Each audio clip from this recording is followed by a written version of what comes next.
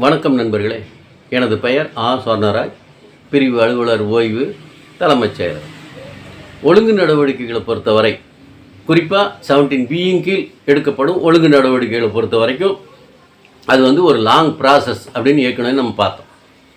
அது ஒவ்வொரு ஸ்டேஜையும் கடந்து தான் நம்ம அடுத்தடுத்த ஸ்டேஜுகளுக்கு போக முடியும். ஃபைனல் ஆர்டர் ரிசீவ் பண்ணுற ஸ்டேஜ் வரைக்கும் அந்த ஃபைலை நம்ம கடத்திட்டு போகணும். அப்போது ஒரு ஸ்டேஜிலேருந்து இன்னொரு ஸ்டேஜுக்கு போகணுன்னு சொன்னால் அதில் சில ப்ரொசீஜர் ஃபாலோ பண்ணணும்னு சொல்லியிருப்பாங்க. அந்த ப்ரொசீஜரெல்லாம் ஃபாலோ பண்ணதுக்கப்புறம் தான் நம்ம ஒரு ஸ்டேஜிலேருந்து இன்னொரு ஸ்டேஜுக்கு அந்த ஃபைலை கொண்டு போக முடியும். இப்போ இதில் ஒரு ஸ்டேஜிலேருந்து இன்னொரு ஸ்டேஜுக்கு போகிறதுக்கு வீணான காலதாமதம் ஏற்பட்டு விடக்கூடாது அப்படிங்கிறதுக்காக கவர்மெண்ட்டில் ஒவ்வொரு ஸ்டேஜுக்கும் அந்த ப்ரொசீஜரை ஃபாலோ பண்ணுறதுக்காக ஒரு டைம் லிமிட்டை ப்ரிஸ்கிரைப் பண்ணியிருப்பாங்க. இதுக்கு ஒரு ஜிஓவே இஷ்யூ பண்ணியிருக்கிறாங்க. பல்வேறு காலகட்டங்களில் பல இன்ஸ்ட்ரக்ஷன்லாம் இஷ்யூ பண்ணியிருக்கிறாங்க. ஆனால் இருந்தாலும் நம்ம வித்தின் த டைம் ஃப்ரேமில் ஒரு ஸ்டேஜிலேருந்து இன்னொரு ஸ்டேஜுக்கு அந்த ஃபைலை கடத்தி கொண்டு போக முடியுமா அப்படின்னு பார்த்தோம்னா அதில் சில நடைமுறை சிக்கல்கள் இருக்கும். ஏன்னு சொன்னோம்னா அன்றாட நிர்வாக பணிகளுக்கு இடையில தான் இந்த ஒழுங்கு நடவடிக்கை கோப்பையும் நம்ம ஹேண்டில் பண்ண வேண்டியிருக்கும். ஒழுங்கு நடவடிக்கை கோப்பில் முழு டைமையும் நம்ம ஸ்பெண்ட் பண்ண முடியாது. ஏன்னா மற்ற வேலைகளையும் நம்ம பார்க்க வேண்டியிருக்கும். அதனால் ஒரு ஸ்டேஜிலிருந்து இன்னொரு ஸ்டேஜுக்கு அந்த ஃபைலை கடத்தி கொண்டு போகணும் அப்படின்னு சொன்னோம்னா அந்த வித்தின் த டைம் ஃப்ரேமில் பண்ண முடியாத சூழ்நிலையும் வரும்.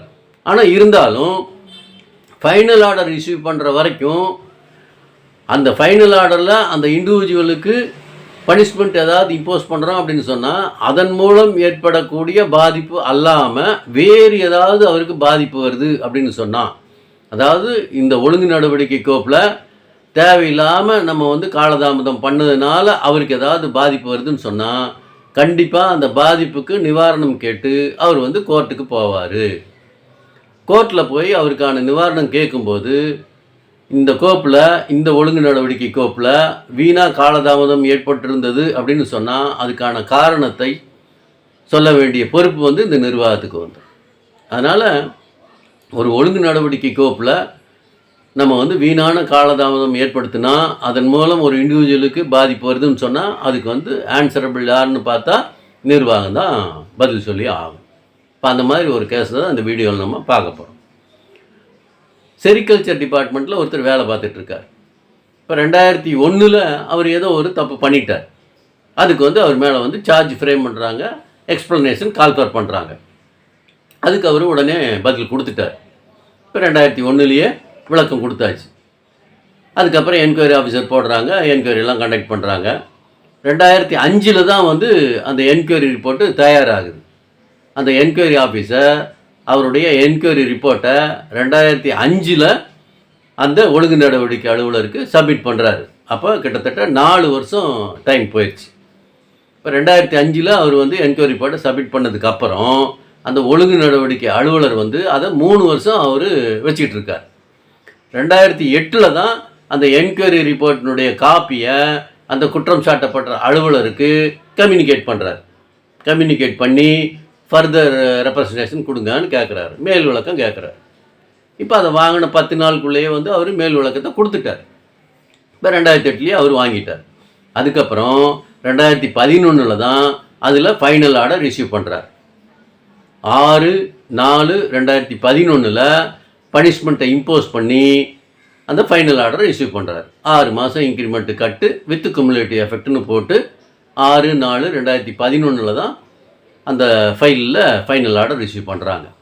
அப்போ என்கொயரி நடந்து என்கொயரி ரிப்போர்ட் தயாராகிறதுக்கு ஒரு 4 வருஷம், என்கொயரி ரிப்போர்ட்டை வாங்கி அந்த என்கொயரி ரிப்போர்ட்டை அந்த கன்சர்ன் டெலிக்வெண்ட் ஆஃபீஸருக்கு, குற்றம் சாட்டப்பட்ட அலுவலருக்கு கம்யூனிகேட் பண்ணுறதுக்கு 3 வருஷம் அவர் கையிலேயே வச்சுட்டு இருந்திருக்கிறார்.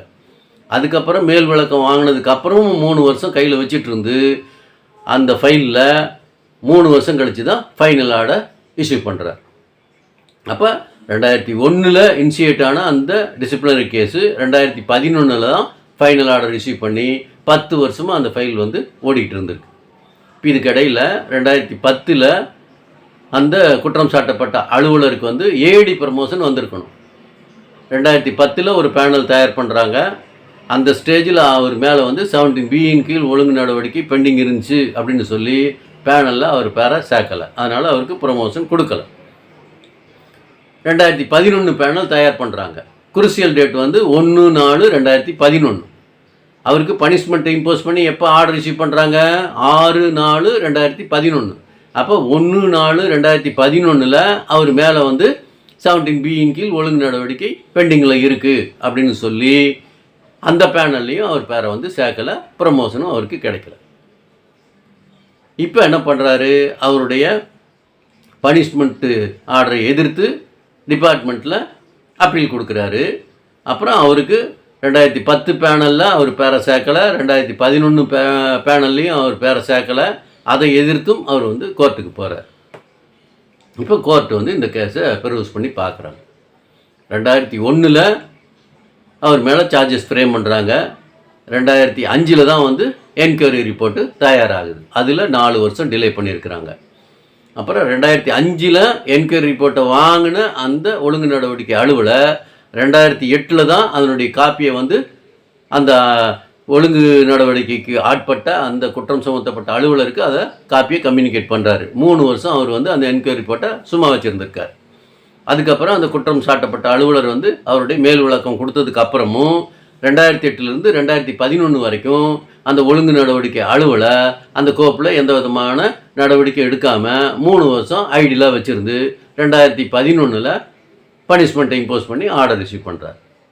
அப்போ ஒவ்வொரு ஸ்டேஜ்லேயுமே இன்ஆர்டினேட் டிலே பண்ணியிருக்கிறாங்க. நிர்வாகம் வந்து வீண் காலதாமதம் பண்ணியிருக்குது. இதை காரணமாக காட்டி அவருக்கு வந்து 2010 நீங்கள் வந்து ப்ரொமோஷன் கொடுக்கல, 2011 ப்ரொமோஷன் கொடுக்கல. நிர்வாகம் வந்து வீண் காலதாமதம் பண்ணதுக்காக அவருக்கு ப்ரொமோஷன் கொடுக்காமல் இருக்கிறது சரியானது இல்லை. அதனால் 2010 பேனல்லையே அவர் பேரை சேர்த்து அவருக்கு ப்ரொமோஷன் கொடுங்கன்னு சொல்லி ஹைகோர்ட்டு அந்த ரிட் பெட்டிஷனில் ஆர்டர் ரிசீவ் பண்ணிடுச்சு. இப்போ கவர்மெண்ட்டு அந்த ஸ்டேஜ்லேயாவது அவருடைய ரிக்வெஸ்ட்டை கன்சிடர் பண்ணி அவருக்கு ஃபேவர் பண்ணியிருக்கணும். இப்போ கவர்மெண்ட் என்ன பண்ணுதுன்னா ரிட் அப்பீல் போகிறாங்க. ரிட் அப்பீல் போனோன்னே இப்போ கோர்ட்டு அது மறுபடியும் பெர்யூஸ் பண்ணி பார்த்துட்டு அந்த கீழ்கோர்ட்டு சொன்ன அந்த ஆர்டரை அசர்டைன் பண்ணுறாங்க. இது வந்து நிர்வாகம் பண்ண காலதாமதம். 10 வருஷம் ஒரு ஒழுங்கு நடவடிக்கை கோப்பில் 10 வருஷம் வச்சுருக்க வேண்டிய அவசியம் என்ன? ஒவ்வொரு ஸ்டேஜ்லேயுமே நீங்கள் வந்து காலதாமதம் பண்ணியிருக்கிறீங்க. இது டெலிபரேட்டாக தெரியுது. இந்த காலதாமதத்துக்கான காரணம் எதுவுமே ஃபைலில் இல்லை அப்படின்னு சொல்லி 2010 பேனல்லையே அவர் சேர்த்து அவருக்கு ப்ரொமோஷன் கொடுங்கன்னு சொல்லி ஆர்டர் ரிசீவ் பண்ணிடுச்சு.